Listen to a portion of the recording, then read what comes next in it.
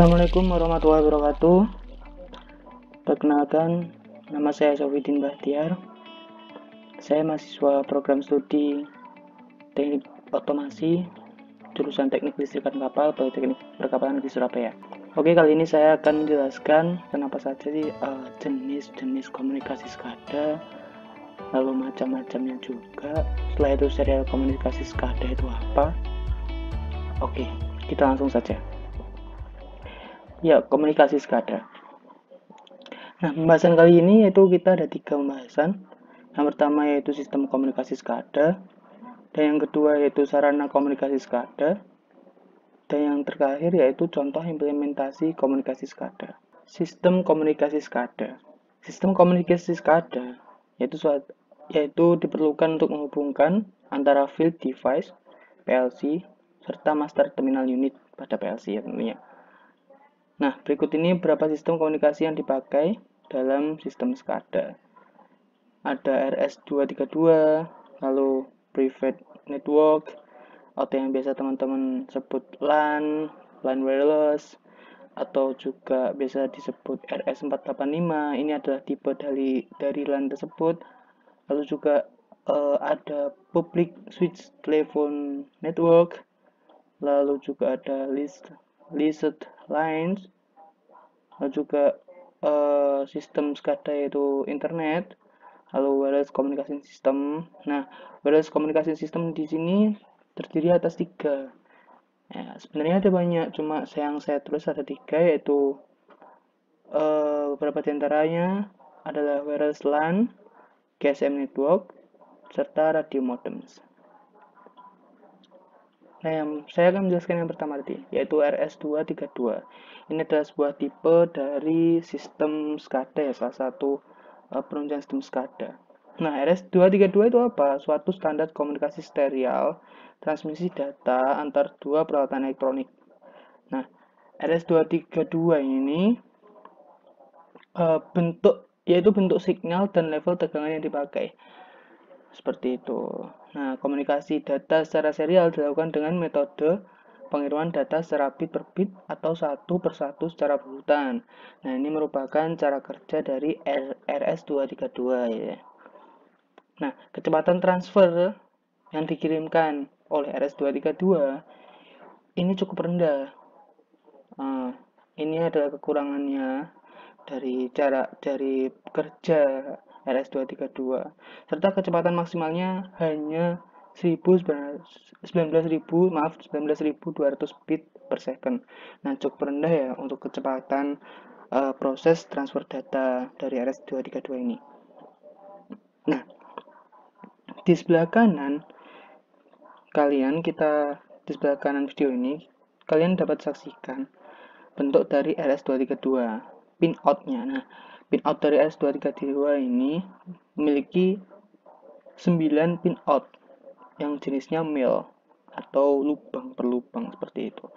Nah, pin pertama ini dihitung di atas sebelah kiri. Sebelah kiri atas itu adalah pin pertama, serta berurutan ke kanan itu hingga pin 5, lalu pin 6 dan selanjutnya. Nah, di sini terdapat tabel untuk penjelasan pin pertama hingga pin 9.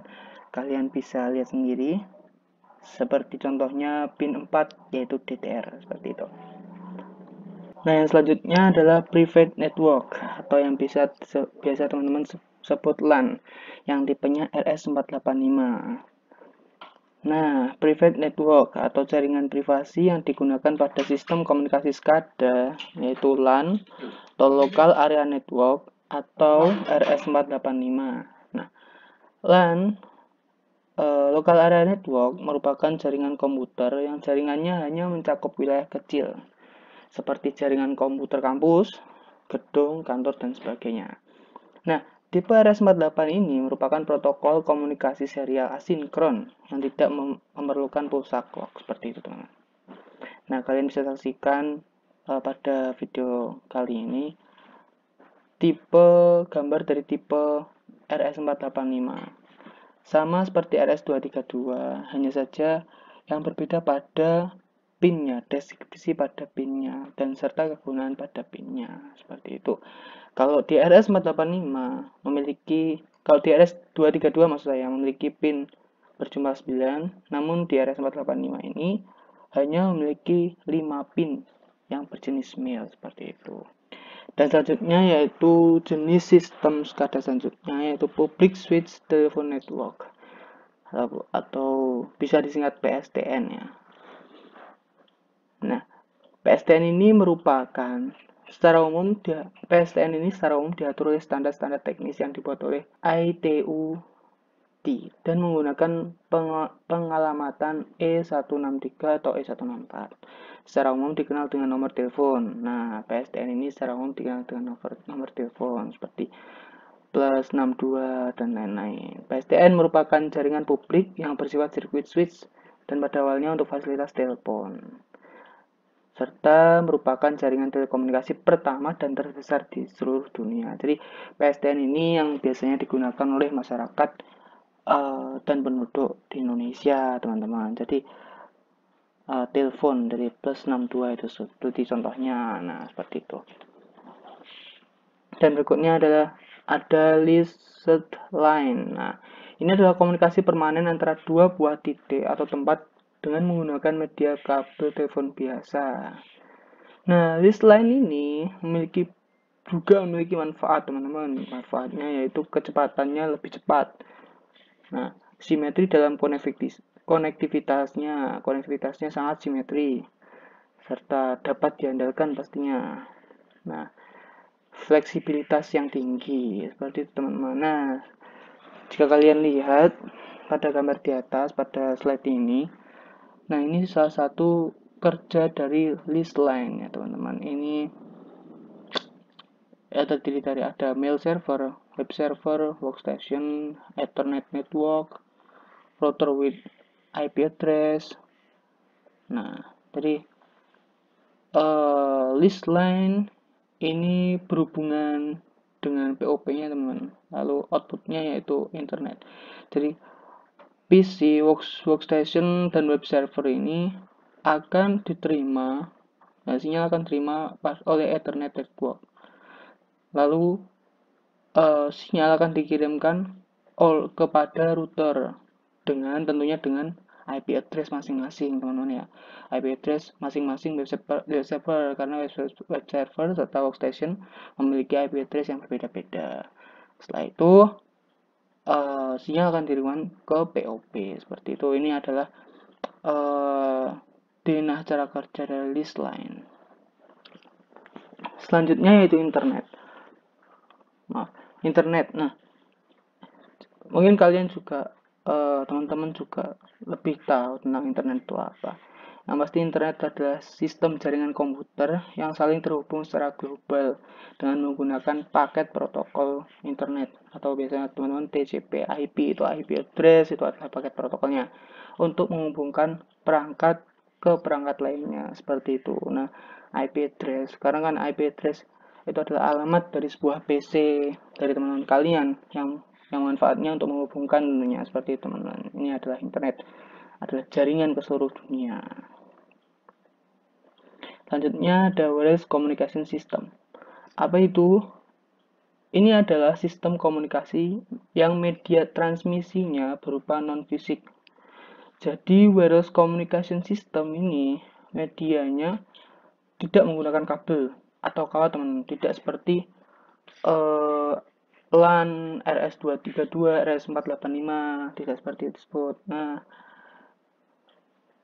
di slide ini kalian tunjukkan ada tabel serta gambar. Nah, ada dua gambar. Gambar pertama yang ada di atas. Gambar pertama yaitu klasifikasi komunikasi nirkabel. Nah, di atas ini yang merupakan klasifikasinya. Wireless komunikasi memiliki dua klasifikasi, yaitu fixed wireless dan mobile wireless. Dan juga fixed wireless dan mobile wireless ini terdiri atas dua klasifikasi lagi, teman-teman, yaitu non-seluler dan seluler. Nah, mungkin teman-teman bisa langsung lihat contohnya pada tabel tersebut. Lalu untuk gambar 2 yang ada di bawah, ini adalah sistem komunikasi dari nirkabel. Ya, berawal dari information to be received. Nah, Jadi information to be transmit. Lalu outputnya akan dikirimkan ke antena. Nah, antena akan menyalurkan melalui media antena ini, sinyal akan disalurkan ke PC serta workstation seperti itu. Selanjutnya yaitu wireless. Nah, wireless communication system ini seperti yang ada di slide awal-awal tadi juga memiliki 3 jenis. Nah, yang pertama yaitu wireless LAN. Wireless LAN atau jaringan Local Area Network ini adalah salah satu jaringan area lokal yang mentransmisi media dengan gelombang radio. Selanjutnya ada GSM Network yang merupakan singkatan dari Global System for Mobile Communication yang dapat diartikan sebagai sebuah teknologi komunikasi seluler yang bersifat digital. Dan yang terakhir ada jenisnya yaitu radio modems. Nah, di sini modems merupakan gabungan dari kata modular dan demulator, teman-teman. Mungkin teman-teman yang melihat video ini sudah tahu ya modem itu apa. Nah, modular adalah rangkaian yang berfungsi untuk melakukan proses modulasi. Sedangkan demulator adalah proses mendapatkan kembali data dari sinyal yang diterima oleh pengirim. Seperti itu.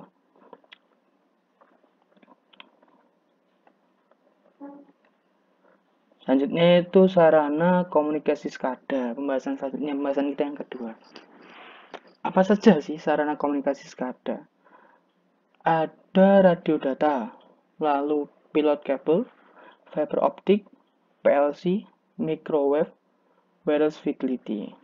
Apa itu ya? Gak paham. Nah, kalau kalian nggak paham, saya akan menjelaskan. Nah, yang pertama yaitu radio data. Ini keuntungannya, pasti ada keuntungan ya, tiap-tiap itu ada keuntungan dan kelemahan. Keuntungan dari radio data yaitu tidak tergantung pada jaringan sistem tenaga listrik yang ada. Jadi, tidak memerlukan jaringan sistem tenaga listrik, teman-teman. Jadi, karena radio data ini, walaupun kondisi jaringan dalam keadaan terputus atau sedang tahap pemeliharaan, sistem komunikasi tetap akan tersedia karena memang medianya tidak memerlukan tenaga listrik. Lalu tidak tergantung juga pada jaringan publik sehingga bebas melaksanakan pemeliharaan seperti itu. Lalu juga biaya investasi yang dibutuhkan sangat rendah, lebih rendah dibandingkan dengan sistem komunikasi kabel. Nah, parameter yang mempengaruhi besarnya daya memancar dan jenis penguatan antena pada radio data ini sebagai berikut, yaitu rugi-rugi transmisi, besarnya noise, besarnya hasil perhitungan interferensi, lalu keandalan yang diharapkan. Yang kedua yaitu pilot kabel. Nah, pilot kabel ini atau kabel pilot dapat digunakan untuk keperluan komunikasi data maupun suara, teman-teman. Nah, kabel pilot ini juga mengalami gaya-gaya mekanis yang ditimbulkan oleh gaya-gaya pada elektromekanis yang kuat pada kabel tersebut, terutama jika kabel memiliki tegangan yang tinggi yang berdekatan, lalu mengalami gangguan hubung singkat ya short ke tanah maupun hubung singkat ke antar fasa. Nah, kecepatan pada komunikasi data dalam sistem duplex pada pilot kabel ini dapat mencapai 600 bps, sedangkan untuk sistem simplex maupun semi simplex dapat ditingkatkan sampai 9600 bps. Hal yang ketiga ada PLC atau Power Line Carrier. Nah, ini merupakan sistem komunikasi yang paling banyak ditemukan pada sistem tenaga listrik, teman-teman. Penggunaan PLC banyak digunakan untuk keperluan SCADA, tentunya. Nah, lebar bidang frekuensi pada Power Line Carrier ini yang umum dipergunakan berkisar mulai dari 30 kHz hingga 500 kHz. Mungkin lebar dari jarak frekuensi yang digunakan ini sangat lebar ya teman-teman. Jarak antara 30 hingga 500 ini sangat lebar. Nah, yang selanjutnya ada fiber optik. Nah, ini saya tampilkan gambar untuk kalian semua. Ini adalah jaringan cara kerja pada fiber optik ya, teman-teman. Mungkin kalian teman-teman bisa lihat sendiri. Mulai dari ada VPN serta clear channel. Nah, fiber optik ini kelebihan dari fiber optik yang memiliki lebar bidang frekuensi yang sangat tinggi hingga mencapai 2,5 GBps. Nah, relatif lebih kecil dan ringan dibandingkan pelot kabel, sehingga pemasangannya jauh lebih mudah, teman-teman. Nah, kemampuan mekanisnya juga baik sehingga mampu self-supporting, biaya per bit informasi lebih murah, dan lain-lain. Oke, selesai. Mungkin cukup cukup sekian penjelasan dari saya. Apabila ada kurangnya dari PPT yang saya tampilkan, yang saya pertunjukkan kepada kalian semua, ada kurangnya, mohon maaf. Saya Sofidin Badiar, pamit undur diri. Wassalamualaikum warahmatullahi wabarakatuh. Sampai jumpa di video lain kali.